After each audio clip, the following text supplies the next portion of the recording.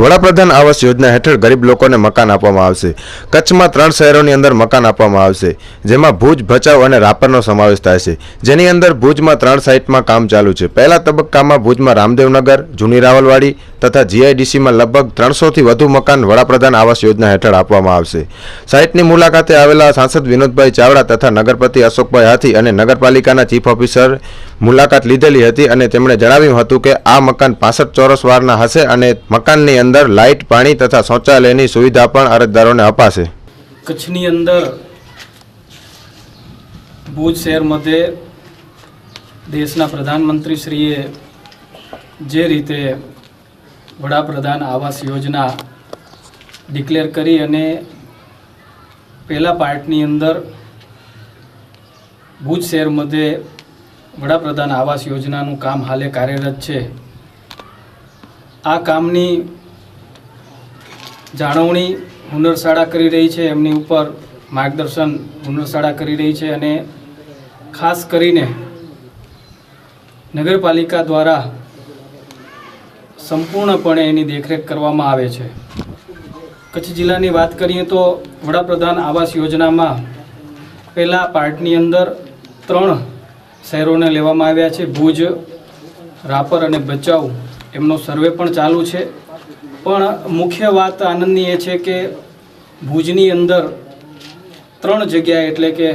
રામદેવનગર, જૂની રાવલવાડી અને જીઆઈડીસીની અંદર 3 સાઇટો કાર્યરત છે અને એ 3 સાઇટોની ઉપર 300 કરતાં વધારે અત્યારે આવાસોનું કામ ચાલુ છે। આજે જાત મુલાકાત લેતા જે રીતે એક ગરીબ માણસની એક કલ્પના હોય, એક ગરીબ માણસનું પણ એક સ્વપ્ન હોય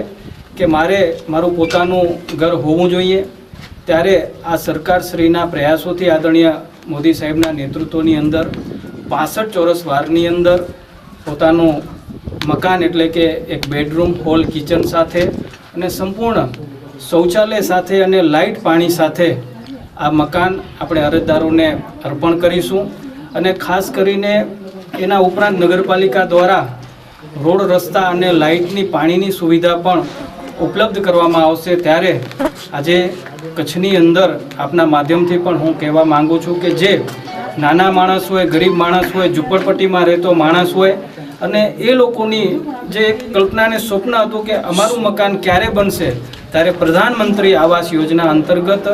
આવનાર દિવસોની અંદર મને લાગે છે કે ઠેર ઠેર જગ્યાએ આ પ્રકારના મકાનોનું પણ નિર્માણ થશે અને ગરીબ લોકોનું સપનું પણ એક સાકાર। જે રીતે આજે આપણે જોયું અને મુલાકાત લીધી, નગરપતિશ્રી પણ સાથે છે, સીઓ સાહેબ પણ સાથે છે, હુનર સંસ્થાના પ્રતિનિધિઓ પણ સાથે છે અને જે રીતે કે લોકોના જે જૂના મકાન હોય એ મકાન ઉપર આ આવાસ યોજનાનું કામ તરત જ ચાલુ કરી, પૂર્ણ કરી અને ઘણા બધા લોકો આપણે જોયા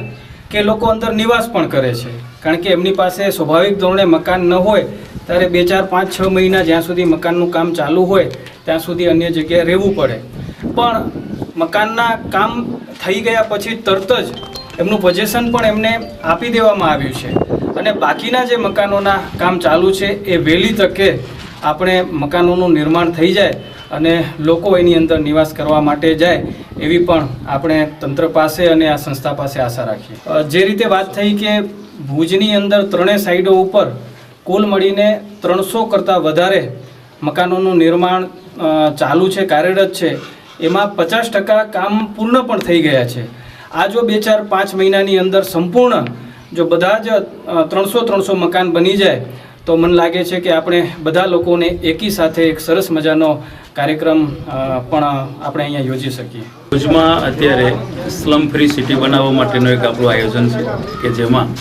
વડાપ્રધાન આવાસ યોજના અને સરકાર તરફથી, કેન્દ્ર સરકાર અને રાજ્ય સરકાર તરફથી હાઉસિંગ ડિપાર્ટમેન્ટ આ કામ માટે ગ્રાન્ટ ફાળવે છે। હાલે આપણે 3 રિલોકેશન સાઇટ જે નવી આપણે બનાવી છે, એટલે કે જે જ્યાં છે એને ત્યાં જ આપણે સમાવવાના છે, ઇન સિટુ યોજના। આવી રીતે 304 આપણે અત્યારે કાર્યરત મકાનો પૈકીમાં 294 અત્યારે કાર્યરત છે, કારણ કે અમુક મકાનોમાં અમુક લોકો ત્યાં જ રહેતા હતા અને એને એ પ્રમાણે ઇનબિલ્ટ મકાન જ મળી ગયેલું હોય એટલે એમાં આપણે સુધારા વધારા ન કરતા એને કોઈ જાતની નાણાકીય તકલીફ ન હોય એવી બાબતમાં આપણે 294 અત્યારે કાર્યરત કર્યા છે. સાથે સાથે અત્યારે આ જે મકાનો છે એ રાઉન્ડ અબાઉટ 34 ચોરસ મીટર અને 29 ચોરસ મીટર એ પ્રકારના 2 પ્રકારના કાર્પેટ એરિયા સાથે એની મોસ્ટલી કિંમત 2,92,000 અને 3,04,000 જેટલી જે કિંમત છે એ સંપૂર્ણ કિંમત સરકારશ્રી દ્વારા એને આપવામાં આવે છે.